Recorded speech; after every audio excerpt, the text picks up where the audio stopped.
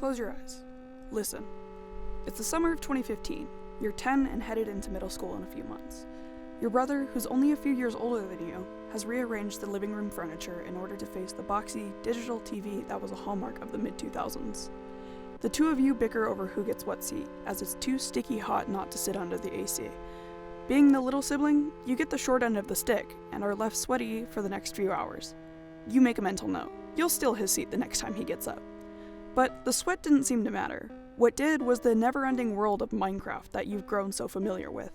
It's so expansive that everything outside sort of vanishes, and you're left spending hours, eyes glued to the screen, fending for your brother more than yourself. Believe it or not, these moments will be the best in your fairly short life. Little did you know then, there was so much going on behind the curtains than a simple block game. In Malcolm Gladwell's Outliers, Gladwell argues that success requires a confluence of unseen factors. Gladwell claims that one missed opportunity could mean the difference between success and mediocrity. In the early phases, Minecraft did reflect these factors of outlying success, such as Notch's early access to coding, or the constant reaction from an active player base. However, there was nothing for Minecraft to inherit within the genre.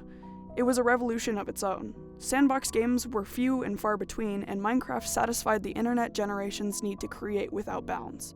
In comparison to Gladwell's writings, I believe that Minecraft's success partially supports his claims, but was only found when thinking outside of the box. Or cube. I'm no aficionado on personal history, but biography.com states that Marcus Persson, born and raised in Stockholm, was given the resources that he needed when his father brought home a Commodore 128.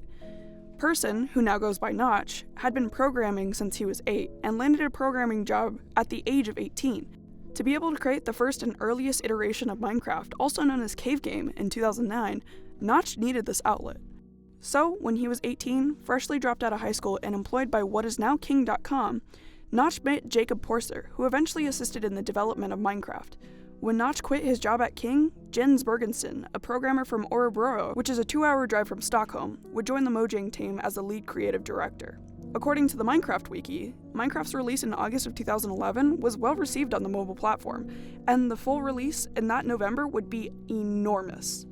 Less than a year later, the Xbox 360 version of that game would be released, giving the game its first major and undeniably accessible online player base. Outside of World of Warcraft, League of Legends, and Call of Duty, which had only been out for 2 months, MMOs were not common. Sandbox games were even rarer, and Minecraft managed to do both, which set it apart from any game in the industry. Even common building games like Roblox and Garry's Mod required users to build with their own code or find assets to use. What set Minecraft apart was that it was not only foundational in gameplay, but also in the way that, regardless of age, anyone could make anything. For Minecraft, the 32 predetermined blocks that were given were more than enough. This limited amount of resources forced players to get creative, and boy did they. Additionally, the PlayStation 4 would be released in November of 2013, and the PlayStation version of the game would then be released 3 days later. Ask anyone from the ages of 5 to 23 today, well, the sweet spot is really for anyone aged 13 to 21, and they'd probably recall a fond memory of spending summers playing Minecraft. Speaking of age range, Minecraft is advertised to be for ages 7 and up, but for many within the Gen Z, this was our childhood. I'm 17 and remember back when skeletons were introduced in the game, which was 2011. I've grown up with this game, and this game has grown with me.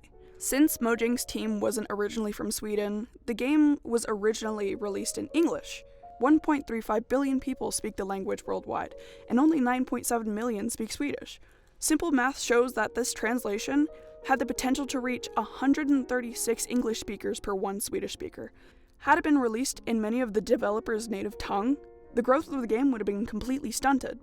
At this point, I can already hear a few veteran gamers arguing that Minecraft was not the first English sandbox game. What about Roblox, Gmod, or Halo Reach's Forge features? And I'd say that you have a point, but while these games were impactful, many kids back in 2011 didn't know how to build complex structures, nor did many of us have access to a PC that would run programs like that.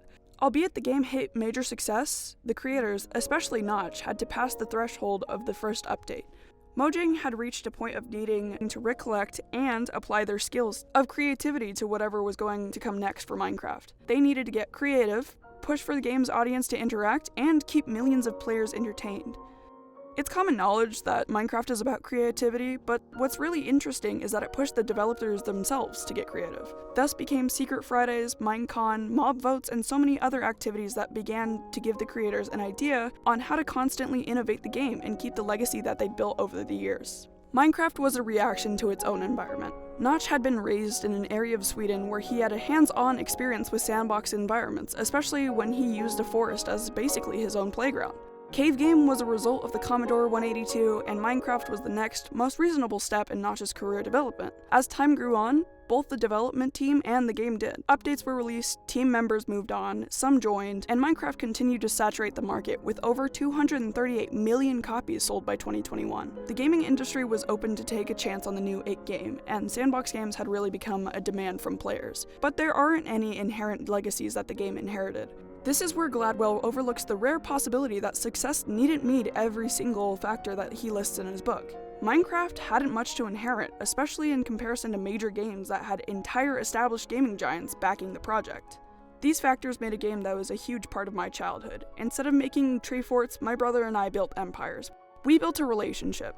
Had it not been for Minecraft, I don't think we'd be nearly as close as we are now. Every time I boot the game, it's still the summer of 2015. My brother and I are seconds from falling asleep on the couch. The crickets and cicadas sing a melody above the summer winds. Tomorrow brings the promise of a new day, but also the opportunities to explore a new world.